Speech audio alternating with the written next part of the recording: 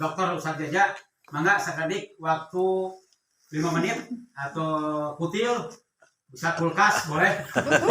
Kutil kuliah 3 menit, kulkas kuliah ringkas. Ya.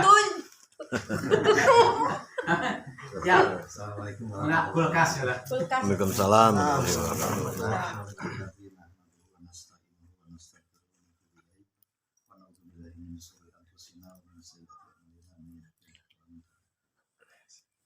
Sahabat-sahabatku, mungkin silaturahmi perkenalkan Abdi Jaja Sudirja asal di Majalengka. Oh, Majalengka. Yosua ya Rausan 30 ya Rausan.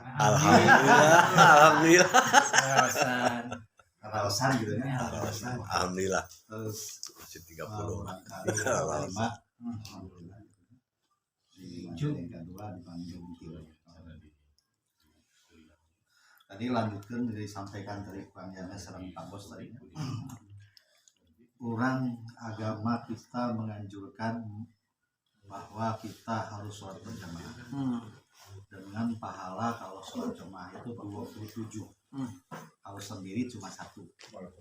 Ini berarti agama kita menganjurkan bahwa kita harus berjamaah secara tidak langsung. Yang pertama, dengan program ini kan mudah-mudahan kita senantiasa dan selalu silaturahmi.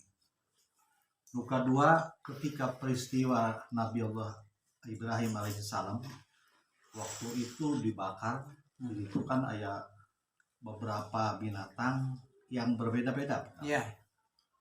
Pertama binatang itu yang pro ke Nabi Ibrahim dan yang satunya adalah pro ke penguasa saat itu. Dalam cerita dalam kisahnya yang pro ke Nabi Ibrahim itu adalah burung. Sampai waktu dibakar itu kalau cicak mah ngipas-ngipas gitu ya. Terus ngipas-ngipas harapannya supaya cicak mah justru malah supaya besar abinya. Kalau burung mah justru ngambil cai Ambil airnya. Ada satu burung yang bertanya, masa mana mungkin anjing ngambil air hanya sekedar setetes bisa memadamkan api yang sedang besar. Apa jawaban burung saat itu? Betul, tidak mungkin. Saya juga yakin tidak mungkin. Tapi Allah sedang menyaksikan itu sekarang ini. Kita ada di mana? Kan? Jadi sekarang intinya dari kisah ini berarti kita kontribusi saja semampu kita, sebisa kita di posisi kita. Kan gitu? Iya. Nah implementasinya kita lihat para sahabat juga sama kan. Abu Bakar Siddiq lebih kepada intelektualnya dan dikenali dengan ulama diplomat kan gitu. Sehingga dia kemampuan berpikirnya, kemampuan intelektualnya itu disumbangkan untuk Islam. Umar bin Khattab seorang jenderal, sehingga saat itulah Islam mulai perang-perangan disebarkan karena begitu kuatnya, besarnya pengaruhnya Umar bin Khattab, dan itu disumbangkan dengan Islam. Utsman bin Affan adalah santri ekonomi saat itu, 3 hal itu. Karena memang itu sangat hebat dalam melakukan sampai detik ini pun kan masih ada keuangan, masih terus berjalan. Berarti itu pun ekonominya disumbangkan dengan Islam. Ali bin Abi Thalib bukan seorang kayak Umar Abu Bakar Siddiq, juga tidak seperti Umar bin Khattab punya pengaruh, juga tidak seperti Utsman bin Affan punya kemampuan ekonomi yang banyak, tapi jualnya dikorbankan untuk Islam. Itu kapan? Ketika Nabi Allah Rasulullah menyuruh Abu Bakar Ali bin Abi Thalib suruh tidur di tempat di mana dia mau dikepung saat itu. Kalau saja saat itu dia berpikir tentang nyawa, tentang tidak kontribusi untuk Islam, maka tidak mungkin dia mau. Mungkin Abu Bakar saja lebih tua mungkin ya, tapi tidak. Perintah Rasulullah dilaksanakan. Dari 2 kejadian itu, 2 peristiwa itu, mungkin yang satu lagi tentang sholat. Bagaimana kita juga belajar berorganisasi itu dari tata cara sholat. Di dalam sholat itu kan ada imam, ada makmum. Dalam organisasi itu ada pimpinan, ada juga yang dipimpin kita kan. Dalam sholat itu setiap makmum wajib turut sama gerakan imam. Hmm. Imam sujud, imam ruku, makmum harus ruku, kan begitu? Iya. Betul kan? Iya. Tapi bagaimana kalau misalnya imam itu salah, seharusnya sujud Diingatkan. malah ruku, atau seharusnya ruku malah sujud, kan gitu? Hmm. Kita punya wewenang karena Islam juga punya aturan, ya, kaifiyahnya, roll of the game-nya, bahwa kita mengasih tahu pada imam dengan bahasa Subhanallah. Kita juga sama dalam organisasi, baik dalam keluarga, istri ada suami, ada pimpinan, ada bawahan dalam keluarga, dalam organisasi juga begitu. Kalau misalnya ada kesalahan, ada puguh manusia, kasih tahu saja. Tapi kasih tahunya seperti tadi cara sholat. Subhanallah. Berarti bahasa yang santun. Kenapa? Supaya tidak tersinggung. Karena kalau misalnya diingatkan, dikasih tahu saat banyak orang, itu namanya mempermalukan. Iya. Nah, jadi itu dari bagaimana kita berorganisasi secara dari tata cara sholat itu. Kalau misalnya ada problem, kan tadi sudah dibacakan, la yukallifullahu nafsan illa wus'aha laha ma kasabat wa 'alaiha ma iktasabat. Itu Quran dan pasti benar Quran. Tidak mungkin Quran salah, ya kan?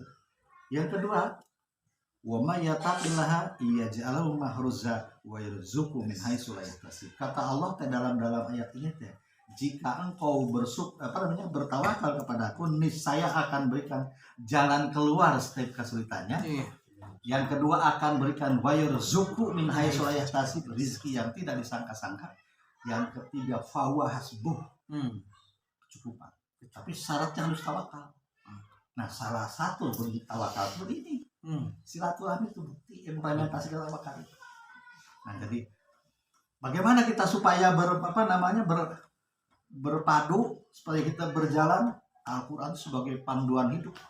Sampai Imam Ghazali menyampaikan surat Al-Asri itu cukup, kalau tidak ada panduan lain cukup untuk panduan hidup. Coba kita baca di surat Al-Asri, inna insana fi khusr illa alladzina amanu wa amilus solihat tawassaw bil haqq. Dalam ayat itu sesungguhnya manusia itu, Allah bersumpah dia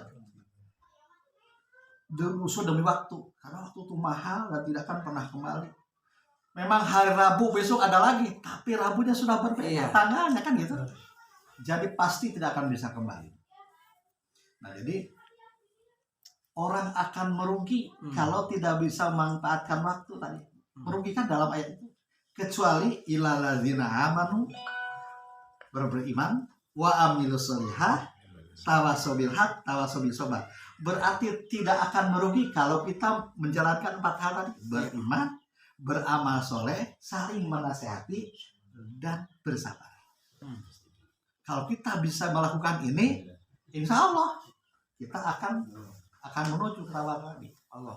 Betul. Nah, saya sering menganalogikan di berbagai pertemuan, misalnya amanu itu apa sih?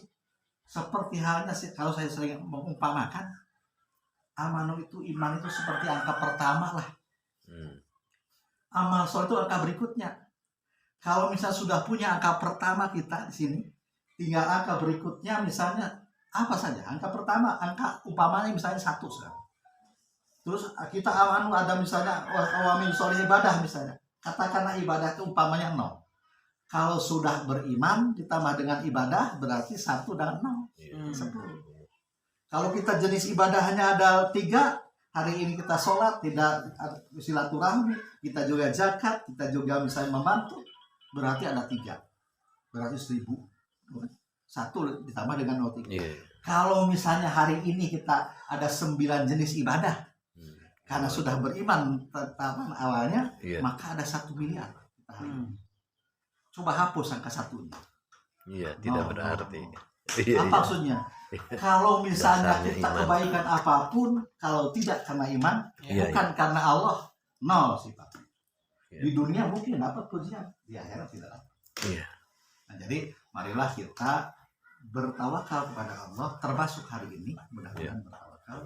Karena kita yakin ada sebuah diskusi yang menyampaikan bahwa kalau kita ngumpul bersama-sama, lalu yang diceritakan tentang kebaikan, punya program kebaikan, bukan untuk habluminallah saja, habluminalam, habluminanas, maka itu malaikat sedang menyaksikan kita.